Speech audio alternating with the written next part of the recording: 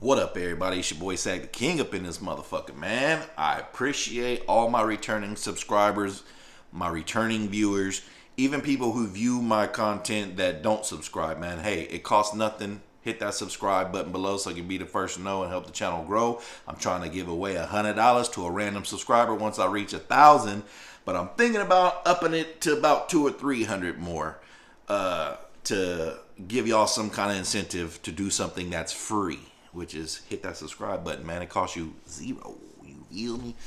Anyways, man, as y'all can see from the title, the German government took my passport for a whole year. Yes, this happened to Sack the King.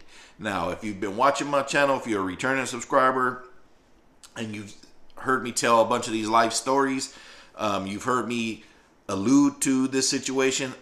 Now, I'm going to tell y'all what happened because it just became 20 years ago since this happened. So, you know, I've already got my punishment for it.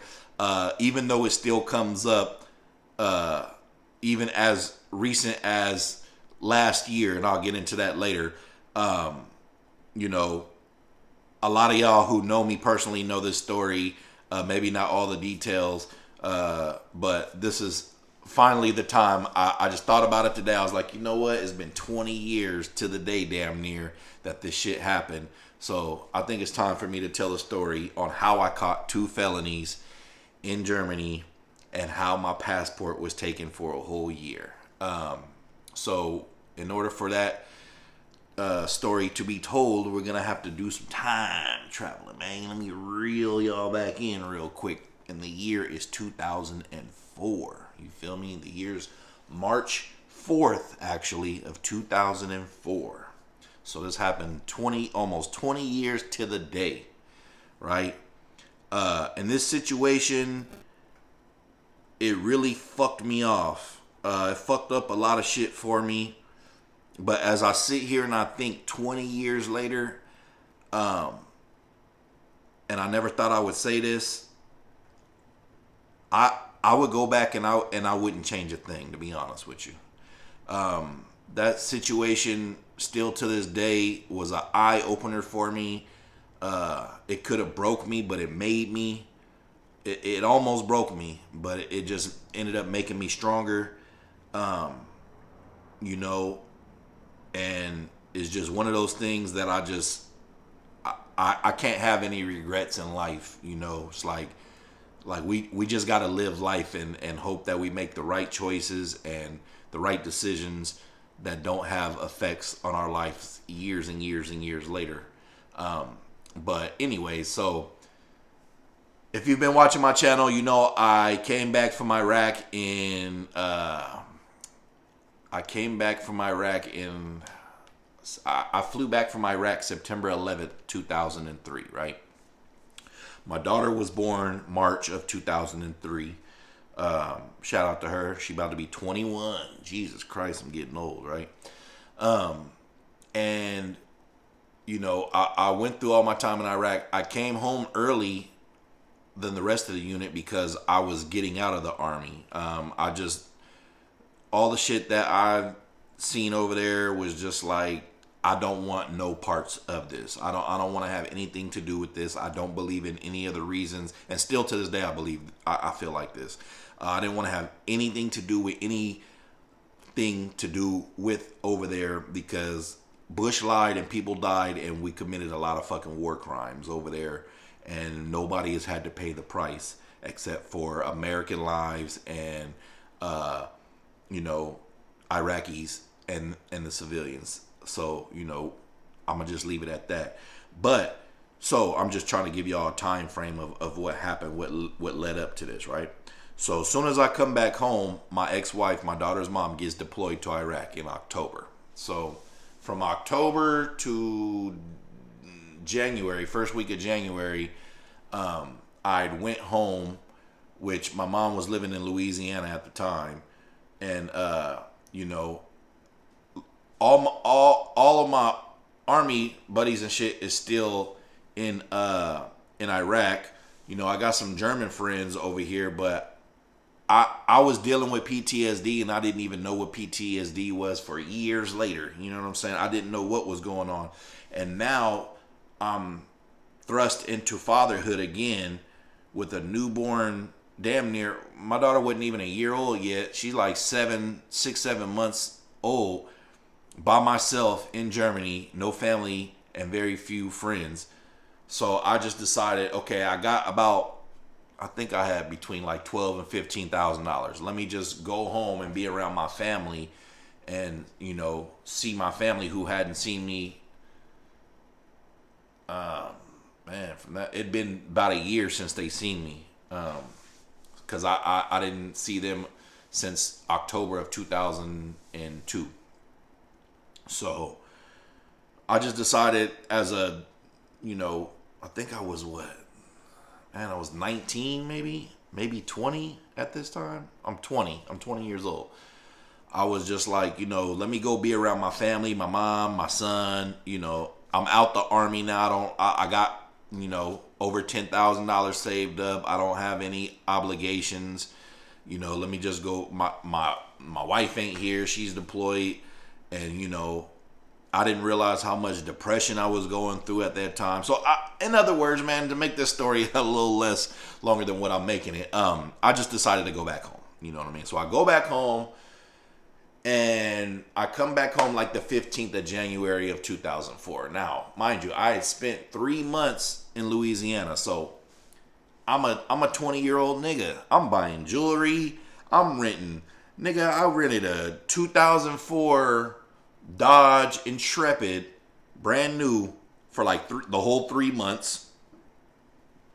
I'm taking all my friends out to Waffle House every day, all day, which is like 3 or 4 of them niggas every night. We in the damn Waffle House right there in Ruston next to the Super 8. I'm buying every hat and jersey in the store. My kids had probably one of the best Christmases they ever had. I still got this shit on tape. I remember going into Walmart right at like 3 in the morning, and me and my bro Colin, and he had a basket, I had a basket. I said, just fill these shits up. We're gonna fill these shits up. And that's what I did for my whole family, friends, kids. I just filled up 2 big ass shopping baskets at like 12 o'clock at night and bought all that shit, right? So needless to say, I ran through that money. I ran through that, like, I think I had like $14,000. It was between 12 and 15. So let's just say $14,000. I ran all through that money. I think when I came back from California to back to Germany, I had $1,500 in the bank, right? So I done spent over $10,000 in 3 months just fucking off and a bunch of unnecessary shit. You know what I'm saying? But it made me feel happy to see all my family and friends get what they want for Christmas. All my homies is happy. All of my friends, it just makes me feel good when I put a smile on other people's face. I'm still like that. I've still had times in my life where I had tens of thousands of dollars and still just spent money stupidly like that, because that's just how I am. You know what I mean? And a lot of those people ain't even in my life no more, but a lot of those people is that I was having a bunch of good times with. All my friends in Louisiana I still have to this day. So 20 years later, yeah, we still rocking, and we've been rocking for over 20 years. So I come back to Germany. Now my ex-wife comes back on January 31st, right? Now mind you, me and her beefing in between. I mean, when haven't we been beefing, bruh? You know what I'm saying? Up to that point. But she don't even tell me that she's coming home. You know what I'm saying? She just pops up one night at like 12 o'clock at night on January 31st of 2004, right? I came home January 15th. She came home January 31st. So 2 weeks. I'm back in Germany. But like I said, we beefing. So she just came home. She didn't tell me she was coming home. No, nothing. It's just like, whatever. You know what I mean? Now, when she came home,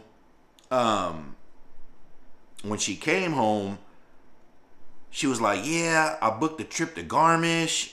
and all this other stuff and whoop whoop whoop. I'm like, cool. Like that's all she said really. So I'm like, Garmisch is a place in Germany like near the Austrian border where me and her used to go all the time. So I'm thinking like, oh shit, she booked us a Garmisch trip. Now this is like our first little family trip because like I said, my daughter was born March 15th of 2003. Shit, I got deployed like 2 weeks after that. You know what I mean? So we missed all that time from March to September, right? And, you know, we kind of going through it even between that time. And I'm at war, you know what I mean? I come home, she gets deployed like 3 weeks later. So we miss all that time from October to the end of January, right? So... And I'm telling you all this because it'll make sense on how all this shit was set up. You feel me? So, come February 4th. That's when it was. February 4th. She writes me this long ass letter like, you know what? I've been thinking. This ain't working out. Whoop de whoop de whoop. I'm going to Garmisch. Basically just telling me, hey man, I'm going to Garmisch with our daughter for a couple days. When I come back, I want you out this house, pretty much. Now, mind you, had I knew that this was gonna happen, I wouldn't even got out the army, bro. Like this is what I come back from war to. You know what I'm saying? Like, and I'm still already dealing with the effects of war that I didn't even realize until years later, even after all this situation. You know what I mean? So I'm fucked up, damn, just when I think that we're going to be able to mend whatever was broken with all the time lost, it just smacked me right in the face, like, this bitch telling me she don't want to be with me no more, you know what I'm saying? So, okay, so she bounces, you know, and y'all can go back and check the calendar, you know what I mean? I believe the 4th fell on like a Friday or something. I know she kicked me out February 4th, and that shit was damn near close to a weekend. So anyways, so I'm like, all right. So I'm still feeling like me and her can work this shit out. So I'm like, all right, I'm gonna do as she wishes. So it was some of my homies that didn't go to Iraq that was like, hey, Zach, you can come over here until you figure it out. You know what I'm saying? I'm like, all right. Now, mind you, from February 4th till March 4th, that's 1 month, right? So, she kicked me out February 4th. I caught the case March 4th. You feel me? Now, you know, so, you know, the whole month in between, I'm still trying to work it out. Now, on Valentine's Day and shit like that, I done found, like, this whole little ledger of her...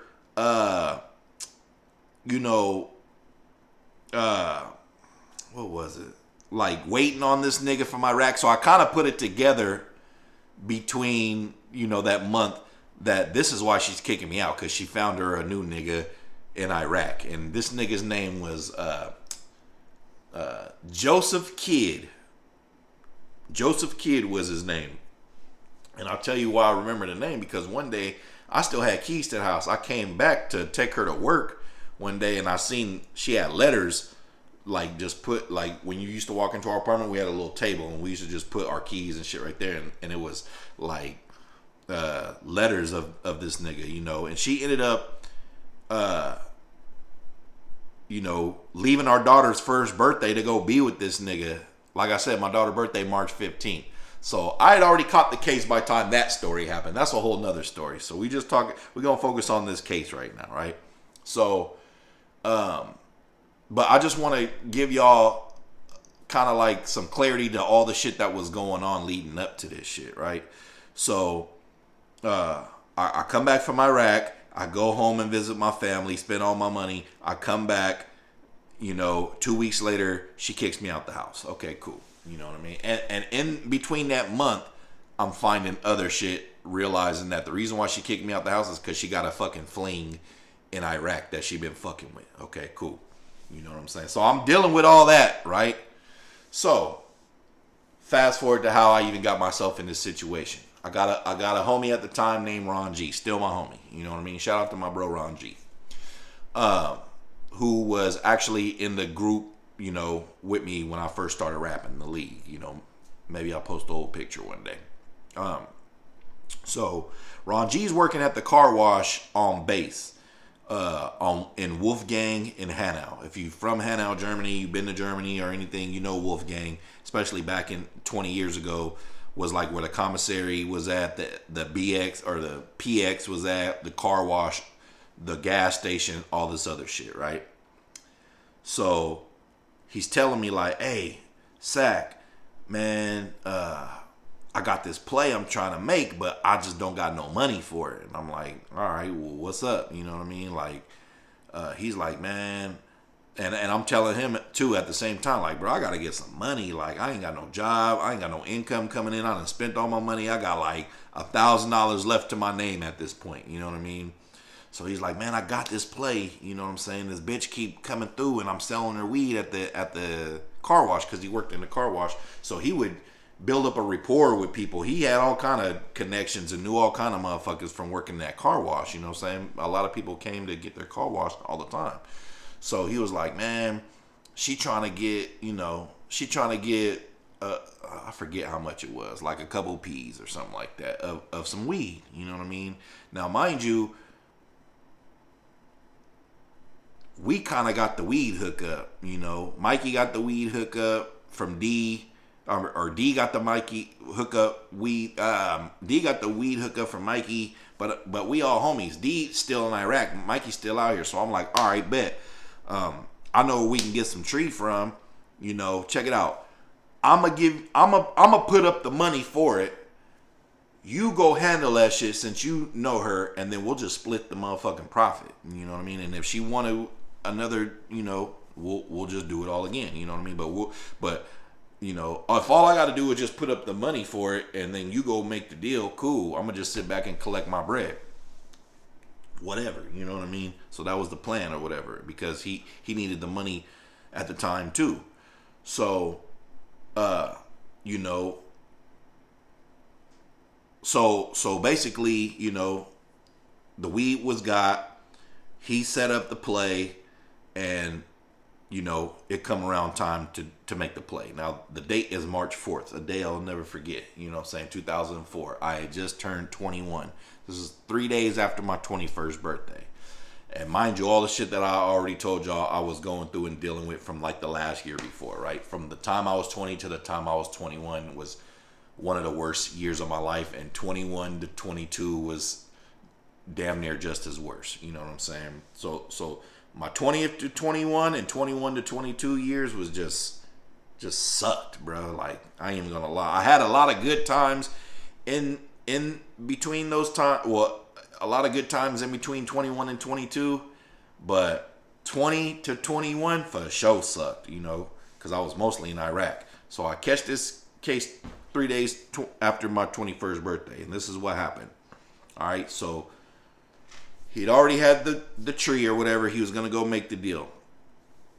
I was supposed to keep my daughter this night.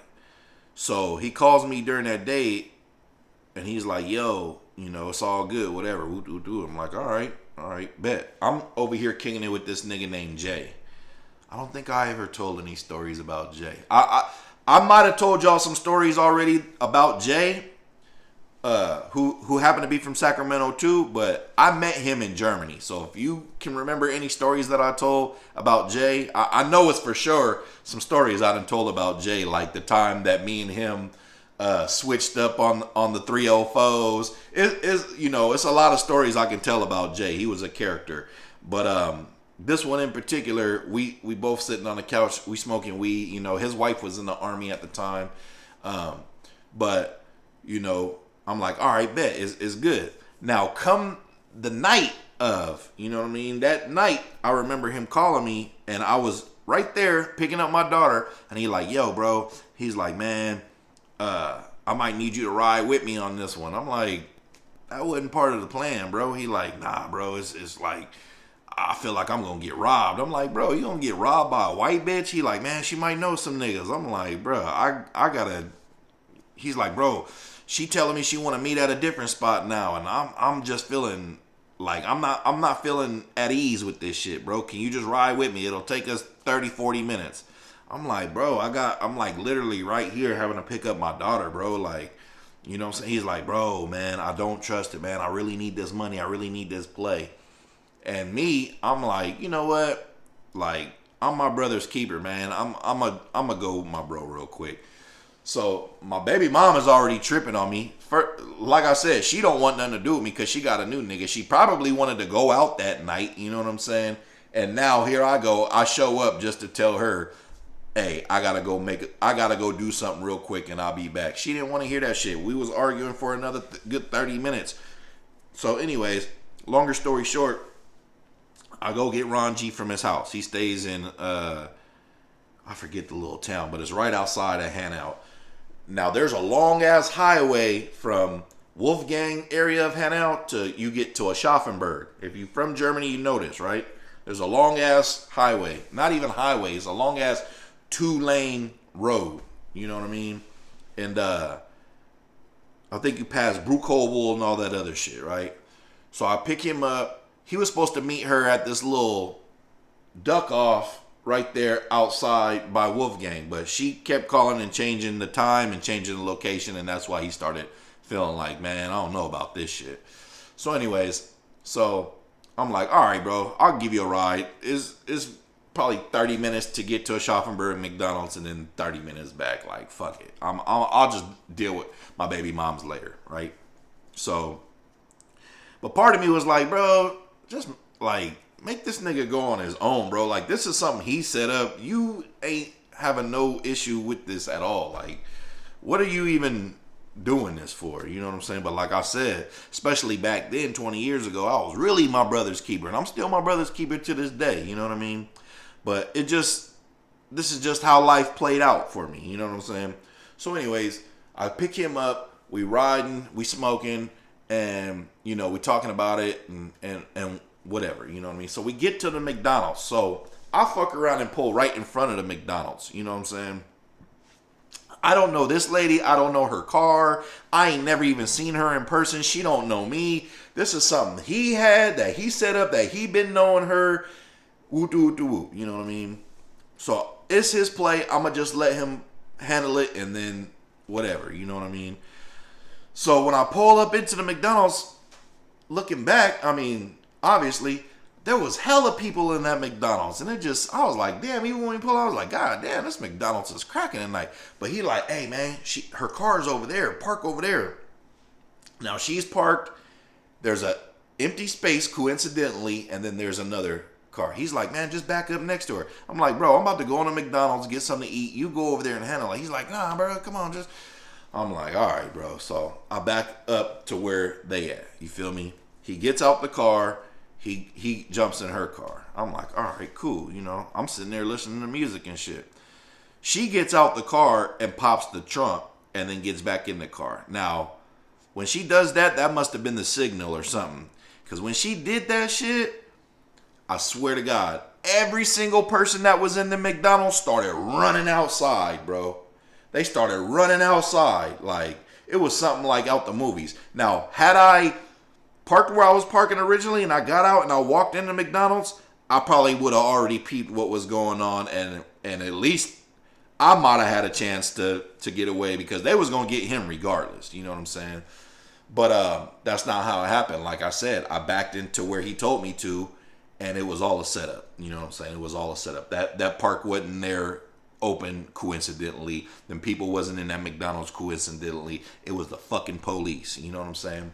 So he get back in the car. As soon as he get back in the car, I swear to God, but I'm not even fucking bullshitting y'all, about 50 to 100 motherfuckers run outside. Like, it was something like out the movies, like you know when a nigga get caught and a bunch of sirens come on and police is running out and freeze.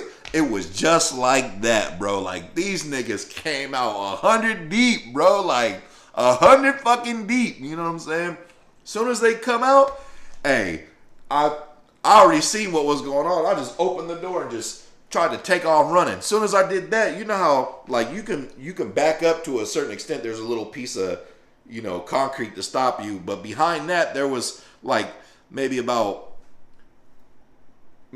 this wide of grass, and then there was a fence, and then it was just field after that, right? So I was like, and I'm young and I'm 20 years old, I'm in shape then. If I clear this fence, they ain't catching me, bro. It's gonna be a long night for these motherfuckers, you know what I'm saying? So, but that's not what happened. Soon as I, got out the car and took off running, I tripped over the fucking piece of fucking concrete and fell right into that grass. Before I could even get up, like 3 cops just pounced on me, bro. Like, just literally like they jumped off the top rope and was like Jimmy Snuka or something on top of my ass, right? I couldn't do nothing, bro. One of them was putting my shirt over my face. The other one was twisting my arms. The other one was twisting my legs. Bro, and they doing the same shit to Ron G on the other side over here. They fucking us up, bro. They had our necks, like, you seen how old boy got did by man, what's his name, bro? The nigga who died from the foot on his neck. I'm sorry I can't even remember your name right now. I'm trying to tell a story, you know what I'm saying? But anyways, that's how they had their knees on our necks, bro. Like, damn near couldn't breathe type shit. You know what I'm saying? On some Derek Chauvin type shit. You know what I'm saying? But, they end up taking us to jail. You feel me? I think I stayed in the jail for maybe like 4 days. And then my ex-wife bailed me out. You know what I'm saying? I do remember her bailing me out. Now, when this happens, I'm like, fuck, okay, I'm in some shit, but it's cool because when my wife kicked me out, I'd already started back selling weed and selling ecstasy. You know what I'm saying? I knew I had to get some money if I was going to sustain there, but I was already, before I went to Iraq, I was already selling weed. I wasn't selling ecstasy yet, but I was selling weed for sure. You know what I'm saying? So I still had some at Cookie in them house where I was staying at, but nobody knew I was staying over there. Like I had a whole nother spot, that they went. That's what I'm saying. I stayed at Cookie's house, so they went straight to my ex-wife's house because that's where I was on record of living. So she didn't know nothing about nothing. You know what I mean? She didn't know nothing about no weed, nothing about no guns. Because, okay, this is what I forgot to mention too. They had caught me with a gun and they caught Ron G with a gun too. You know what I'm saying? And this is what really kind of fucked me over. And how I couldn't talk my way out of this shit. So they take us to jail, whatever. I get out, he get out. And now the police have ran off in her house, you know what I'm saying, my ex-wife's house. She don't know nothing because I never told her nothing. I remember one time, right, while I was still in the army and I was still selling weed, I brought a gun home, and the way that she acted, I just knew. I heard E40 in the back of my mind. I just knew I could never tell her nothing or even involve her, even though her friends are my first customers when it came to selling weed, bro. Ironically, your friends, you hooked this up, are my first weed customers. But she ain't from the streets. So my thing is if I'm selling weed or I'm doing anything illegal, somebody might try to rob me in or out the army, or I don't know. I just need a gun for my protection. I need a gun for our house. Even though Germany is a safe ass country, you didn't really need that shit back then. But hey, I'm a young nigga and I'm coming from the street, so I feel like I needed that shit. But the way that she acted, I knew I could never tell her nothing again, business-wise, and that kind of fucked up our relationship too. Because the reason why I ended up started selling weed while I was in the army to begin with was because this bitch got me in trouble. Now, mind you, I got myself in trouble, but untimely, she was the cause of me getting in trouble, which made me get demoted in rank to where I had to subsidize my fucking income by doing something else. You know what I mean? So that's how I started selling weed in the army. You know what I mean?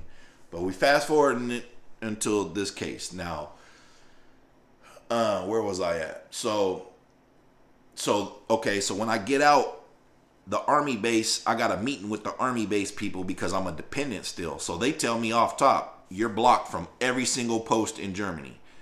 You had a gun on you. Yeah, we hearing your story. You was just giving somebody a ride, because that was my story. Like, man, I don't even know none of these people. I know him, but I'm just giving him a ride. I didn't know anything that was going on, no nothing. You know, because this lady who set us up was CID, Criminal Investigation Division of the Army. Now, mind you, she's CID. She's supposed to be fucking with military, active duty people, but she ended up stumbling upon a case of two just civilians. You know what I mean? So anyways, so I tried to play the role like, man, I'm giving my friend a ride. I don't know what's going on. She ain't never met me. Has she said she even knew me? Was I in on any of this shit? I'm trying to play them, you know, whatever. They like, but you had a gun in the car. Is that shit yours? That shit's yours. So you're automatically barred. Now, let me add a caveat to this, right? And this is what makes the situation even more fucked up. Is that same day, I had gotten a job on base at the gas station, right? Because like I told y'all, I was running out of money. So I was like, shit, I need to start selling some weed or selling some ecstasy or something. My wife didn't kick me out. So within that month between the time that she kicked me out and the time that that I got in trouble, I was already getting back on my grind with the little bit of money that I had. And I was going to look for jobs, trying to be legit. You know what I'm saying? So I got a job that same day, bro. That same day, March 4th, 2004, I got hired. You know what I mean? And that shit happened that night, like 5 hours later. You know what I'm saying? So they tell me I can't come on post no more. So there's that job. You know what I'm saying? And now they've taken my passport. You feel me? They've taken one of the stipulations of me being on bail is I got to give them my passport until I have my trial or whatever. And I got to sign in to the police station every Friday and every Monday to make sure that I don't leave the country. All right. So let me tell y'all that again. The stipulation of my bail was you put up enough money to get bailed out. You give us your passport until you have trial, and you have to sign in to the police station every Friday before 12 and every Monday before 12 so we can make sure you didn't leave the country, right? So I'm pretty much fucked. I'm pretty much a prisoner there. I don't have my own place. I can't come on base now because that's where Cookie and them lived, and I had an ID card.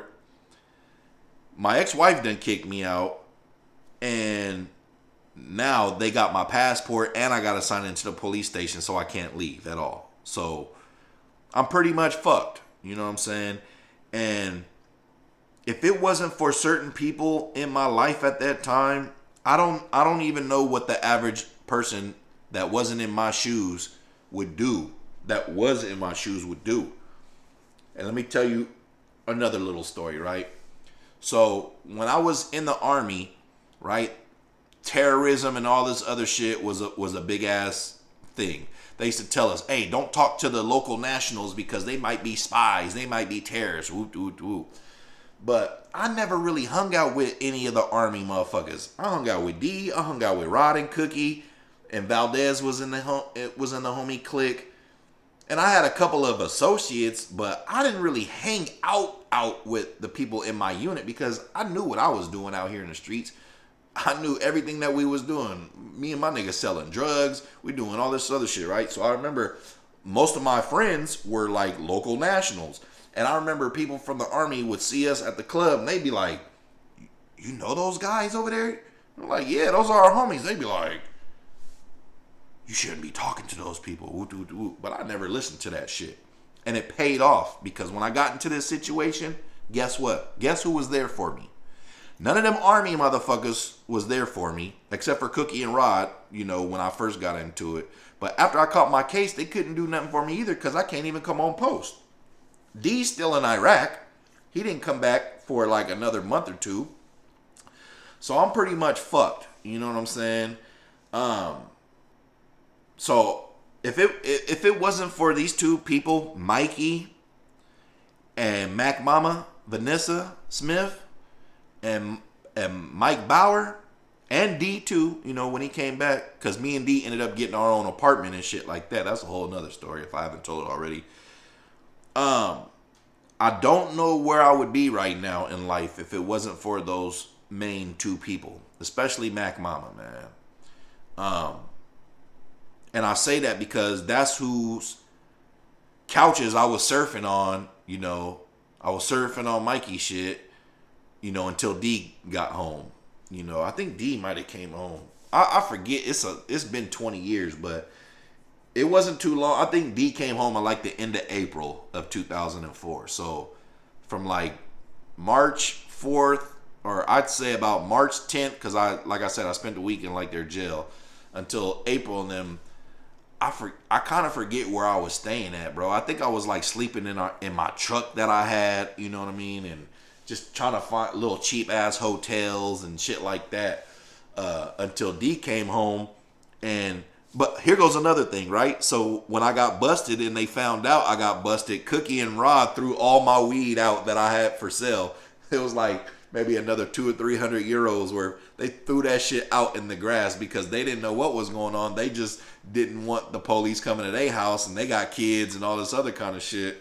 And so when I do finally get back in touch with them, I'm like, hey, y'all still got that weed? I need to get some bread. Like, you know what I'm saying? I need to get me a lawyer and shit.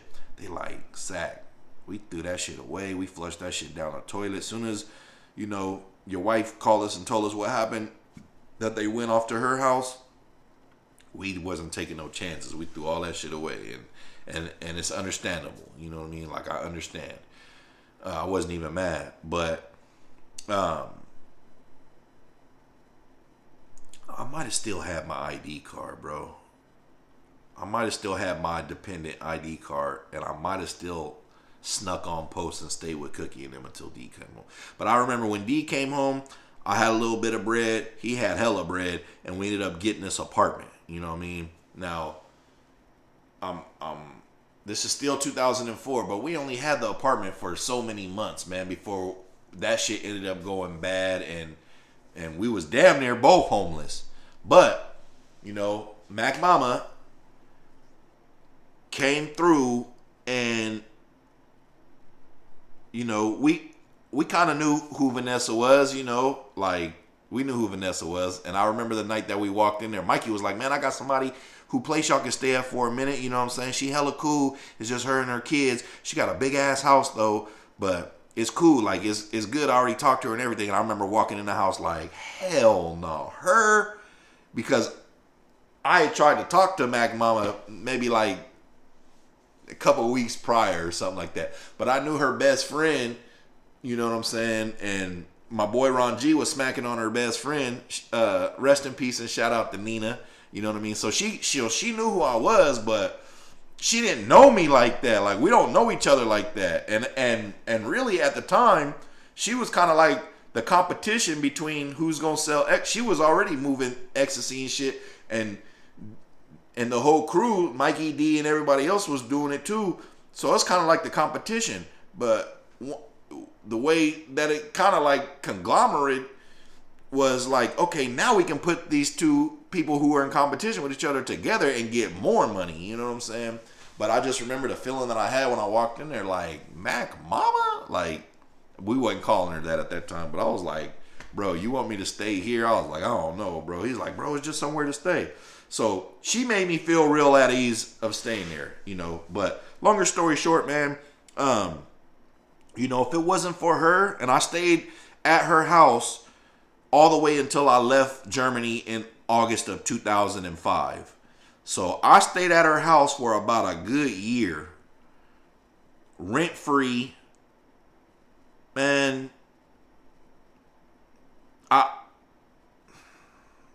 I really still owe her to this day for saving my life, man. Like, if it wasn't for her, I don't know where I would be at in life. I would, I just really don't know where I would be at in life. She really just took me in, and D too, and man, I really don't know where I would be in life right now. I would have gotten to way more trouble, because I was, at that point, I got in trouble, I was like, fuck it, bro. I'm thugging. Like, I'm selling whatever ecstasy, weed, I'm selling it all. I don't care. I'm already in trouble. What am I going to do to get money to live, to still provide for my kid? I'm robbing whatever we gotta rob. I don't give a fuck what we gotta do. We gonna get some money around this bitch. And that whole, since I caught the case, I was thugging. Like, I didn't give a fuck, bro. Like, I'm already depressed, suffering from PTSD. I didn't give a fuck. You know what I mean? I'm taking drugs every night. I'm drinking every night. I'm drunk. Like, I didn't realize all of the mental, now mental illness is a thing. But I didn't understand at that time all of the mental things that I was dealing with at that time until way even years after that. You know what I mean? Till I actually talked to professional people about shit. But that whole year, like I said, from 2004 all the way till 2005, they took my passport. So I couldn't even go anywhere. I had to sign into the police station. I didn't have no job. Imagine waking up every day and you just gotta figure it out. You gotta figure out how you gonna get some money, like, and you in a whole nother country, you don't speak the language. Like, nigga, it's all out, whatever. We gonna rob whatever, we gonna steal whatever, we gonna sell whatever, we gonna get whatever we can out of a bitch. It was whatever that year, you know what I'm saying? But that was one of the hardest years of my life because, like, I don't got my family to depend on financially. My ex-wife is, acting the way she acting. My living situation is unstable up until I stayed at Mac Mama house, and I'm still waking up every day trying to figure out how I'm gonna get some money and sustain myself so I'm not draining her resources. And it was just so stressful of a time in my life, bro. Like, y'all don't understand. And still not knowing the outcome of what's going to happen with this trial, you know what I'm saying? So Ron G ended up getting a lawyer. He got the best lawyer in like the whole state of, we lived in the state of Hessen, but where we got busted at was in Aschaffenburg, which is like maybe another 20-30 miles, like the first city in a whole nother state. And the reason why, in retrospect, that she kept changing the times and changing the location is, and a dude told me this that ended up kicking me out of every fucking post. A black dude, I remember him. I don't remember his name, but fuck him.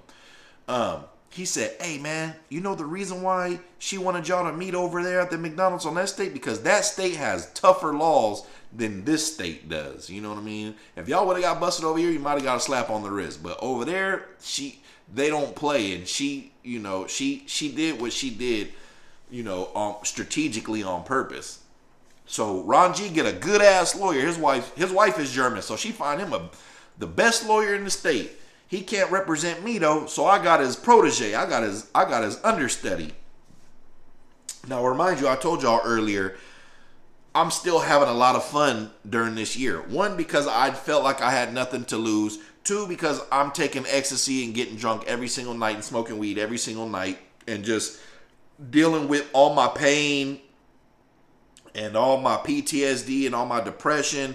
I'm dealing with it by doing every drug and drinking everything, not every drug, ecstasy and weed, and drinking every single night and fucking with whatever bitch I could to make me feel good, to take my mind off of this shit. In the back of my mind, I'm not knowing what the outcome of it is going to be. They got my passport, so I can't go nowhere. But another thing that was cushioning some of that is we was going on tours. We was going on tour with Yuckmouth and The Regime, Drew Down, Black, Lumity. We was doing hella shows because me and D had more time to focus on the rap shit now that we ain't in the military no more. You know what I'm saying? So that was another thing that was keeping me sane too, is like a lot of those times, if I wasn't intoxicated or I didn't have a bitch to lay on, or we was doing shows and music and shit, you know what I'm saying? So fast forward, I got busted March 4th, 2004. My trial is on my birthday, March 1st, 2005, right? So I went the whole year of just dealing with fucked up shit, and there's more situations and more shit I can bring up, but we already have 44 minutes. It's gonna take me a long time. If you still rocking with me, salute, man. So, longer story short, the trial happens March 1st. You know what I'm saying? And man, these fucking lawyers was so sharp with it, man. Hey, they were worth every fucking red cent that was paid to them. I think I paid like 10,000 euros for my lawyer. You know what I'm saying? But these motherfuckers was so good, y'all. I had a translator. Me and Ron G, we had trial. We sit like a real trial. There's a judge. They got witnesses coming in. This is a whole like 1-2 day trial. Ron G right here, he got an interpreter. I'm right here, I got an interpreter.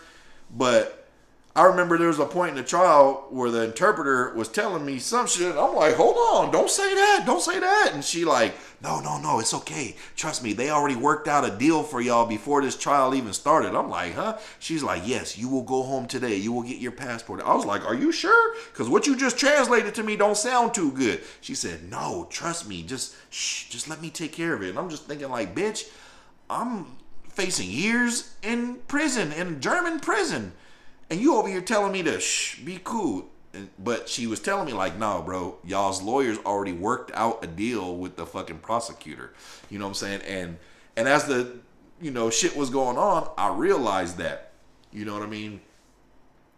Look, these lawyers were so good that they made the German government flip their whole script. Like, they blamed it on this bitch, the CID army bitch. They got up on the stand and was like, you know what? We think that these guys wouldn't have done none of this at all if she wouldn't have pressured them. There's proof of, Ron G telling her, pushing her off pretty much like until he like I said, at this time, he finally gave in because he needed some bread. But there had been times where she was trying to get him to, and he was just like, nah, like I don't deal drugs. Like I don't sell drugs. I got a little weed. I'm breaking you off from my personal stash because I need a couple dollars. I'm not a drug dealer. But in the paperwork, she was documenting this like, yeah, I wasn't able to do it this time, but maybe, so they seen like, so the way that the government, the prosecutor and shit was like making it seem to the judge and her as a witness and all that other shit is like, man, she forced these guys to do this. She wasted German time and money, and this is what our lawyers is pushing on them too. It's like, man, these guys never had gotten to any trouble prior to that, got clean records in the United States. She made them do this. Like, in a nutshell, they was blaming that shit on her. And longer story short, Ron G had bought him a plane ticket to leave the very next day because, like I said, the lawyers had already made a deal with the prosecution. So the deal kind of was like, hey, we gonna give y'all 3 years parole, a fine, and Ron G was like, I'm leaving the country tomorrow. And I'm telling them too, like, yeah, if y'all give me my passport back, I'm gonna leave. I got a plane. They was thinking that I had a plane ticket too with Ron G, so they was thinking I was gonna leave too, which wasn't my plan. I didn't have no plane ticket. I was just going with whatever the lawyers had said and whatever kind of deal they made. I'm like, whatever. If I can get my passport back and I don't gotta go to jail, hey man, where do I sign? So that was like the deal. We took 3 years. I took 3 years parole. Ron G took 6 years parole. We took like a fine and we agreed that we would leave the country. You know what I'm saying? But that's not what happened. Ron G left the very next day. I got my passport back and I stayed from March 1st all the way until August, maybe 5th of 2005. And like I said, I had too much going there. I didn't want to leave. Like, we were still doing shows. We were still doing shit that whole summer too. You know what I mean? If I would have got caught in Germany doing something else, oh, they would have locked my ass up because, like I said, I had 3 years. They call it parole. We call it like probation. You know what I mean? But yeah, man, that's a story on how I got my passport taken and caught 2 felonies, and they gave me 2 felonies on my record in Germany. You know what I'm saying? So if they look me up in Germany in their records, I don't know about now, but back then it would show up that I got in trouble. You know, because shit happened that year, and I did have a couple instances with the police, and they knew about me catching that case and that I had to sign into the police station every fucking weekend and all that other shit. You know what I'm saying? But yeah, I got out of that shit. You know what I mean? And I ended up staying in Germany for like another 5 months before I left.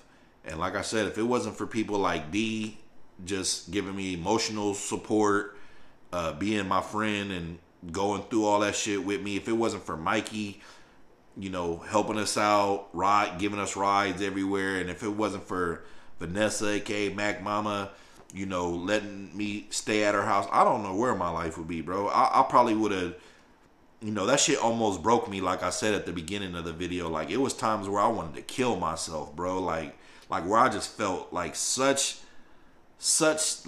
a low person that I really thought about just ending it. And you know, just 1 second, man. Let me fix this light.